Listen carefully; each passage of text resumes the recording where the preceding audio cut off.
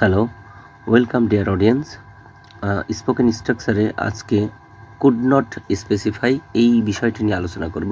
I could not specify, যেমন এর অর্থ হয় বলতে পারিনি, মানে পারিনি অর্থে ব্যবহার করা হয়। I could not specify the reason, আমি কারণটা বলতে পারিনি। I could not specify the time, আমি সময়টা বলতে পারিনি। I could not specify the place, আমি জায়গাটা বলতে পারিনি। I could not specify the name, আমি নামটা বলতে পারিনি। I could not specify the colour, আমি রংটা বলতে পারিনি। I could not specify the day, আমি দিনটা বলতে পারিনি।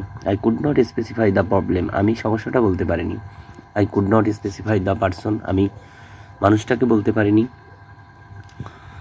I could not specify the number, আমি সংখ্যাটা বলতে পারিনি। I could not specify the reason why, আমি কেন এটা বলতে পারিনি।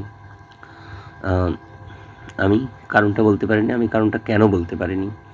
I could not specify the date, আমি তারিখটা বলতে পারিনি। I could not specify the moment, আমি মুহূর্তটা বলতে পারিনি। I could not specify the word, আমি শব্দটা বলতে পারিনি। এভাবে একাধিক বাক্য গঠন করে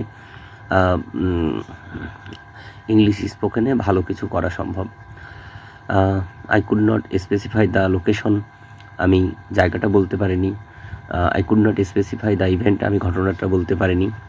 I could not specify the sound, আমি শব্দটা নির্দিষ্ট করতে পারিনি। I could not specify the type, আমি ধরনটা বলতে পারিনি। I could not specify the meaning, আমি অর্থটা বলতে পারিনি। I could not specify the idea, আমি ভাবনাটা বলতে পারিনি।